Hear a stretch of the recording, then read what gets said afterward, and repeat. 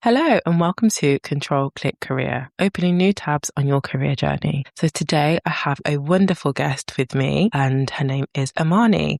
Imani, would you like to introduce yourself? So hi everyone, my name's Imani Brown and gosh, this is always a funny question, like how do you introduce yourself? But I guess my day job, I'm a brand marketing manager, and outside of work, I do a little bit of content creation, and outside of just anything to do with work, I love to dance, I love to cook. And yeah, I like spending quality time with friends, family, and traveling. That's amazing. Thank you for coming and thank you for agreeing to be on the podcast. I really appreciate it. So I wanted to ask you about your career, but I think career comes into personal life as well. So I wanted to know if you thought about yourself as a 16-year-old or an 18-year-old, what did that person think that you'd be doing now? Oh my gosh. You know what? When I think back to being 16, I was going to say I had no idea what I wanted to do. I think I just had lots of different things that I wanted to do. So when I was 16, I was very much, I want to be a dancer. So I grew up training in dance. I specifically did ballet and contemporary, and I did lots of touring shows, and I trained at a really great, not ballet school, but like performing arts school. I was dead set on becoming a dancer, specifically a ballerina. So that was me at 16. That's what I wanted to do. But the thing is with me, every single year, I've always changed what I wanted to do. So my 16-year-old self would probably be like, whoa, I never thought you would do this, but go get it. I feel completely the same. And similarly, I also did dance. Well, probably not to the same level as you to be a ballerina, but I get what you mean of being that age and thinking like I want to do this. And then the next year you find something else and you are interested by that and you kind of get pulled in different directions. So yeah. 100%. Yeah. I understand that. So I know that you did an apprenticeship. What made you decide to do an apprenticeship? So after I did my GCSEs, I kind of chose to stay on at my secondary school and do A-levels. And I loved my A-levels and I hated my A-levels. I liked the subjects. I did very random subjects. I did English literature, biology and business. So an absolutely crazy mix. But at that age, I didn't know what I wanted to do. And my school just kept telling me to do something called facilitating subjects. So that's what I did. Facilitating subjects? Yeah, it's basically like the core subjects like English, math, science. They say if you don't know what to do one of them because they're very transferable. Yeah. But to me, now I look back, I think any subject's transferable. Exactly. But we can come back to that, I guess, at another time. But yeah, so I stayed on to do sixth form and yeah, I loved it and I hated it. I liked the subjects. I just didn't like the whole exam thing. I really didn't get on with exams when I was in school. I didn't finish them. I found them just stressful. And I was just always someone who performed better in class and in coursework. So I was starting to have second thoughts about a traditional uni setting. So a careers advisor actually came into my sixth form and they were talking to us about lots of different options. And she introduced this idea of apprenticeships to me. I thought that was only going to be for people who are interested in a very specific trade. So like hairdressing or an electrician, a plumber. Like to me, that was always what apprenticeships were. But she was like, oh, no, you can do an apprenticeship in anything. And I remember coming home from that like careers advisor meeting and just researching so much about apprenticeships. And that's when I decided I want to do this apprenticeship thing because it just sounds like such a good deal. You can work, you can study. It's not all going to be exams. And I just knew that was going to be the right option for me. That's brilliant. That's so, so good. And I'm glad that you researched apprenticeships because I do think there is a misconception when it comes to apprenticeships. Well, maybe not so much anymore, but I know that when I was in school, definitely people thought apprenticeships were just for people who wanted to go into construction or hairdressing, as you said, or anything kind of manual. Definitely. But there's so many apprenticeships now in so many different industries and fields. So it's really good that your teacher was supportive of that. And I actually wanted to follow on from that.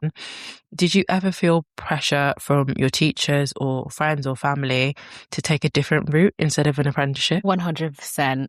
So at the time I was in school, this would have been like 2018, 2019, where there wasn't as much awareness about apprenticeships as there is now. So schools were always pushing go to uni. And obviously looking back, it's because, you know, they want to get their league tables up, and with an apprenticeship, it's a little bit different and it didn't reflect on them in that way. Yeah, there was just a whole big stigma around it. And I definitely felt a bit of pressure from like my school teachers. They're like, you know, Imani, we would expect you to go to university and things like that. And also there wasn't as much information about it. Like, you would be in school, in class, and they're like, right, we're going to take some time to work on your personal statements for uni. There was never like, okay, we're going to take some time to look at, you know, other options. But in that same way, I was really lucky that careers advisor, the external person, was able to come in and advise me on apprenticeships. But then there's like the whole schools piece, but then there's also the whole like influencers. So like your parents, your carers, they necessarily didn't understand like the landscape of apprenticeships. And I remember when I was applying, I was really lucky in the sense that my parents would support me in whatever I wanted to do, whatever dreams I wanted to have. Like when I wanted to be a dancer, they didn't know anything about it, but they were there back in my corner. But when I was skeptical about uni, they actually supported it because they could see that, you know, it's good to kind of take some time out and maybe think about what you want to do, or you don't always have to go straight to getting yourself in debt. They were very supportive on that element. But then also we were trying to navigate what applying to apprenticeships would be like, because with university, there's one central application. You put your application in January, I think the deadline is, and then you wait, you get your offer, boom. Apprenticeships completely different. I actually had to wait for applications to go live. And I guess my parents, in a way, they were looking out for me. You know, they were like, oh, but of course. Apprenticeships, like we've heard from this person, the uni and everything. So yeah, it's just a completely different process.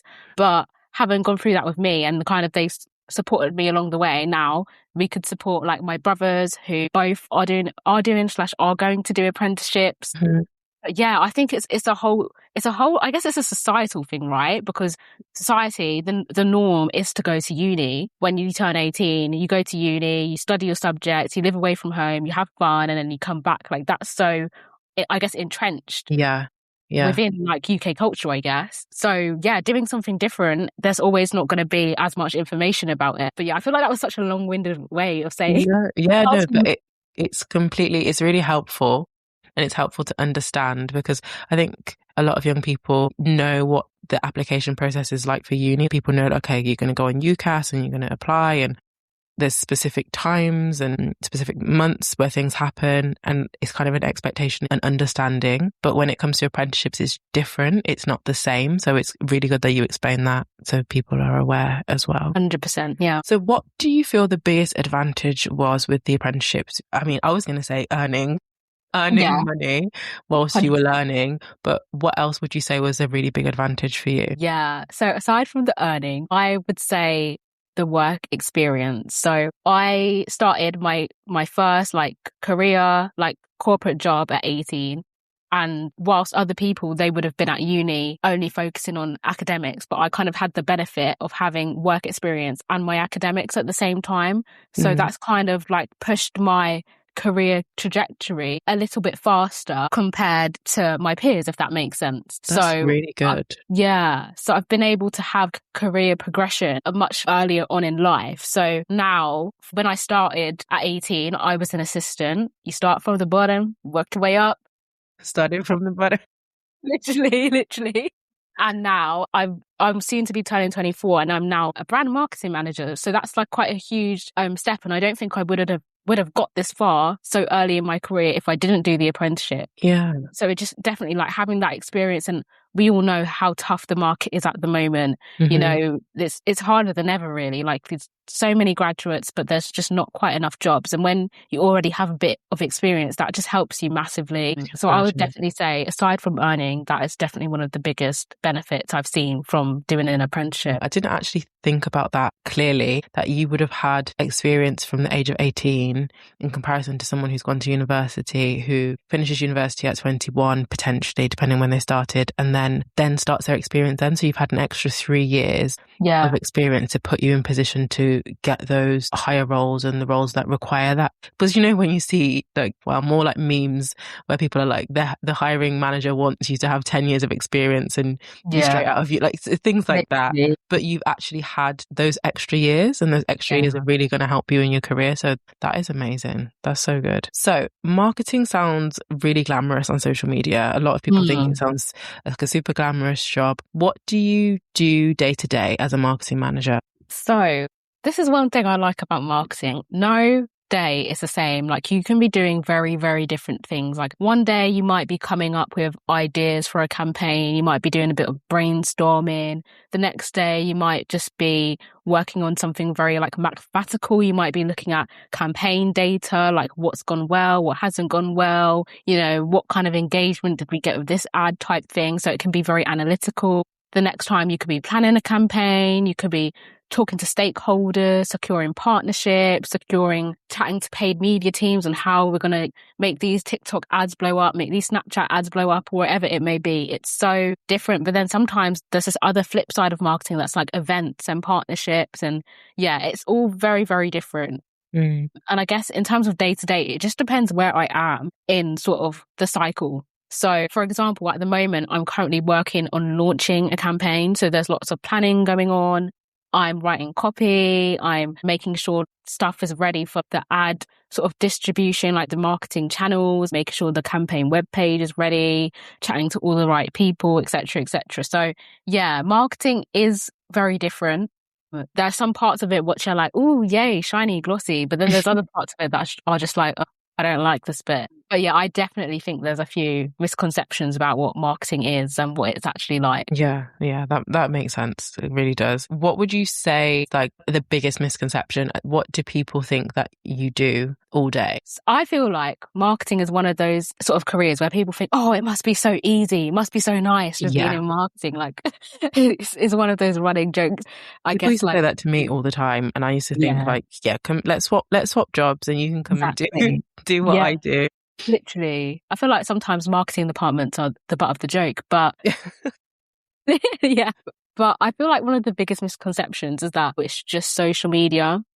And I'm not going to dig myself a hole here, because social media in itself is one element of marketing. It's one very important element of marketing. It's not just sitting around posting all day and funny, hee, girly pop trends. It's not like that at all. Social media is such a huge part and it's so important. But some people do think that marketing is just social media, but marketing can be events. Marketing could be like physical advertising. I mean, print is definitely not the same. Print is still important. There's like TV stuff, there's radio, there's honestly so much. There's email marketing, which is really important for the organization that I work at. So there's lots of different elements. It's not just social media, but then equally social media is very important. I sometimes feel like people think social media as a job is unserious, but it's a whole different ballgame. Yeah, definitely. People don't take creators seriously, or as seriously. Yes, 100%. And well, they take the money seriously.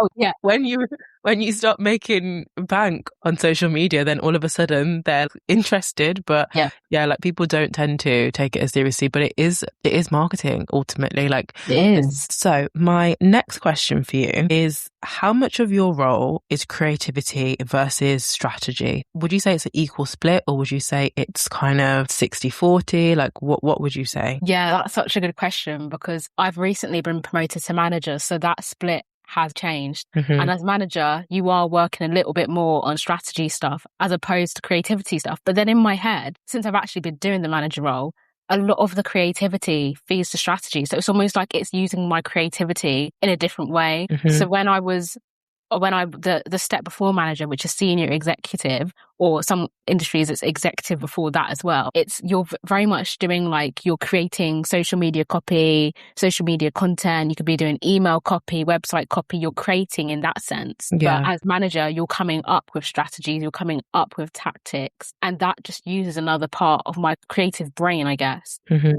So I would say it's like two things. Like as a manager, you're doing more creative strategy over creative execution. But as an executive, you're doing more creative execution. So I guess maybe I've just blurred the lines right now, but I would definitely say there's a little bit more strategy involved over creativity in a manager role. I imagine so. Do you have to manage people now more so than previously? No, so I'm more a manager of things. I don't have any formal direct reports. However, I am delegating more now, which is so weird because usually I'm used to being delegated to, but now I'm like, oh, okay, who could help me with this? I think it's such a different dynamic when you go from an executor to sort of, I guess, a bit of a manager. So yeah, it's more that I manage things over people at this stage. Yeah. Oh, I'm so proud of you. Honestly, I was just thinking back to knowing you before and how far you've come. That's just so, it's amazing. Well done, you. Thank you so much. And you too. And yeah, we're both just doing such amazing things. The next question I wanted to ask you is, if you could give yourself one piece of advice, or your younger self one piece of advice, what would it be in relation to career, education, other people's opinions? Like, what would you give? What advice would you give? Yeah, this is such a good one. And it's the one I guess I've learned the hard way, but you've got to just believe in yourself, back yourself. You know, you've got to be all in for you. When, especially just starting my career so young, you've just got to fight for, you know, you've got to advocate for yourself. You've got to fight for yourself. No, you have to assume that no one's going to fight your corner. I got so lucky in the beginning of my career. I had an amazing line manager and he was always fighting my corner, but that's not usually the norm. So when I wanted to progress and get promotions, you've got to fight for it. You've got to say, you know, look, this is what I'm delivering. This is what I'm doing. You know, sometimes you're always going to have other people's opinions in your ear, but ultimately, you know, deep down, you know yourself best. You know what you need and you know what you deserve. So trust your gut and just fight for what you deserve. I love that. And completely agree with that as well. And another thing that I wanted to ask, has your definition of success changed now that you are where you are in your career? Like when you were younger and you kind of thought about what success is, because I know a lot of young people are like, I just want to be rich. I don't care like what I'm doing, I just want to be rich. Has your idea of success changed in a sense of, okay, you want to hone in on this skill, you want to get to this position, you want to achieve this in your career?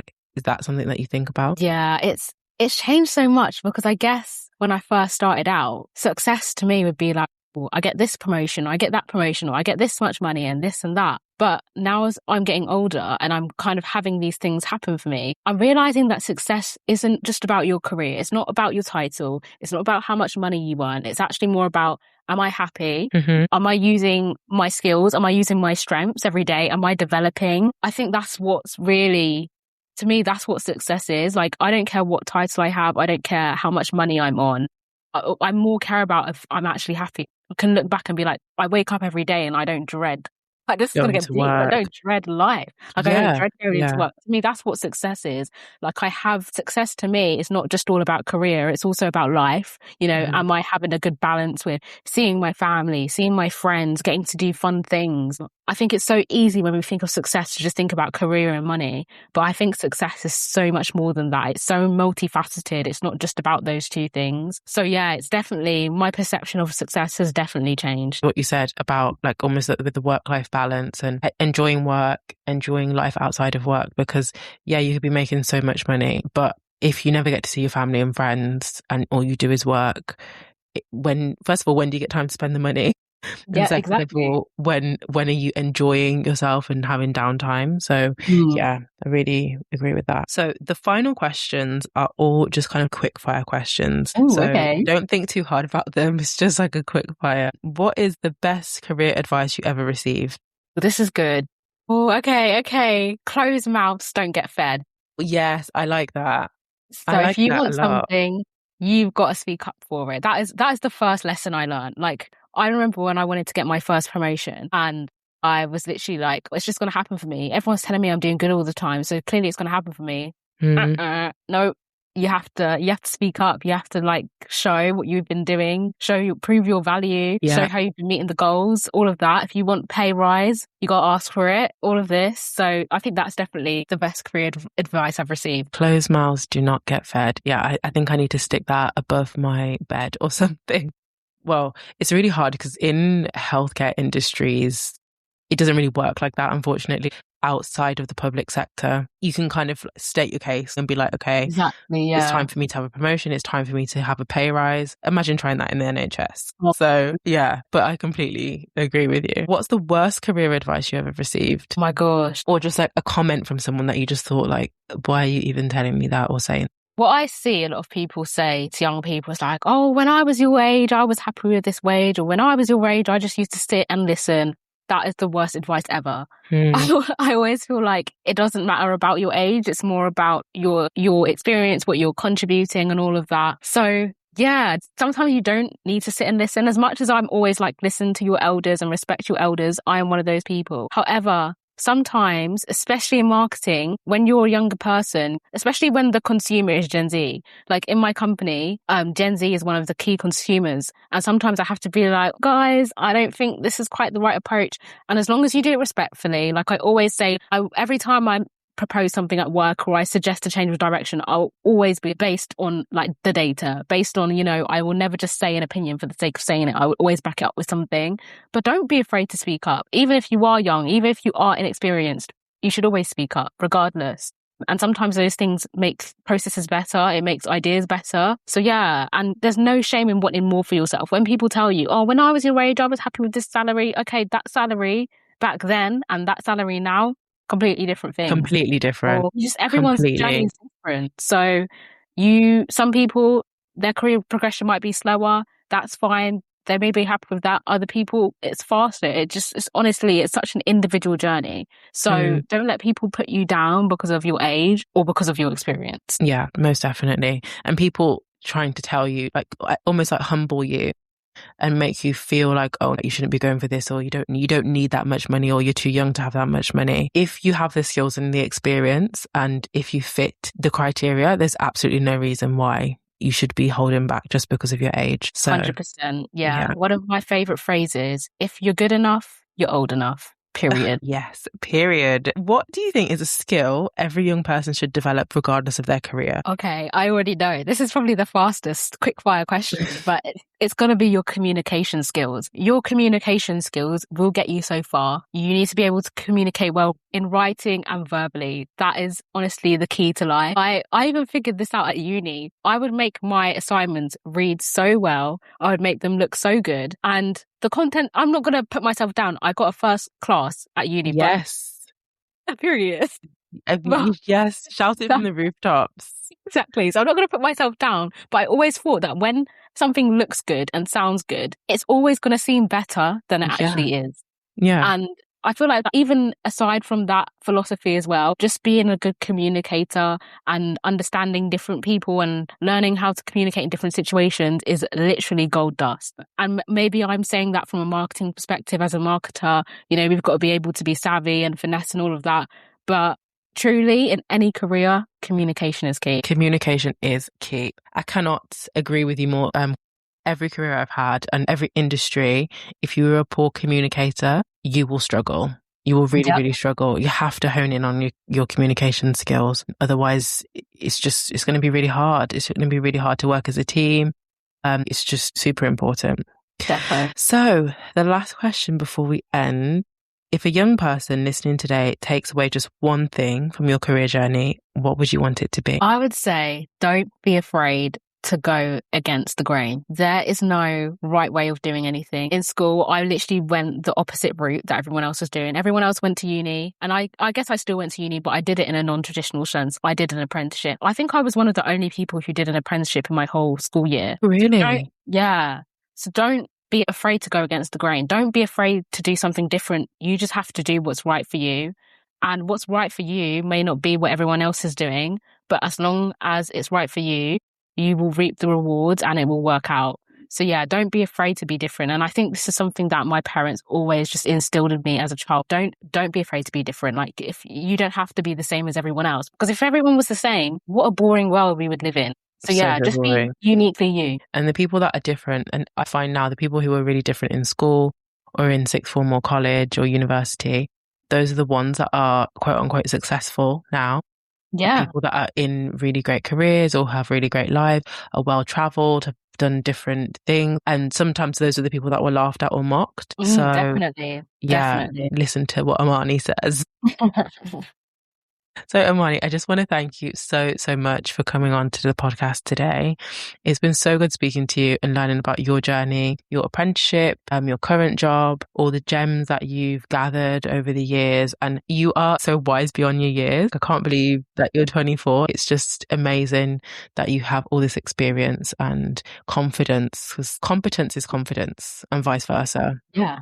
And you're most definitely both competent and confident, darling. So, well, thank you. Thank you for having me. Like, it's been such a pleasure to be one of your first guests on this podcast. And it's such a great thing that you're doing. I know that people will find it so useful. I mean, I wish something like this existed when I was young. So if you're young and listening to this, listen to Lachey, guys. Oh, thank you. No, and that's part of the reason I started the podcast, because I wish there was something when I was younger where I could have listened to different people's career journeys and ways that they got into their careers. And it would have opened my eyes to different options and things like that. So yeah, I hope that it's beneficial for both young people and career changers, people who are thinking about changing their career, going a different path that they didn't originally plan to. So thank you everyone for listening. I hope you enjoyed today's episode. Please share with anyone that you think would benefit from it, especially, as I said, young people and career changers. And I hope you are looking forward to the next episode. Bye. Bye, everyone.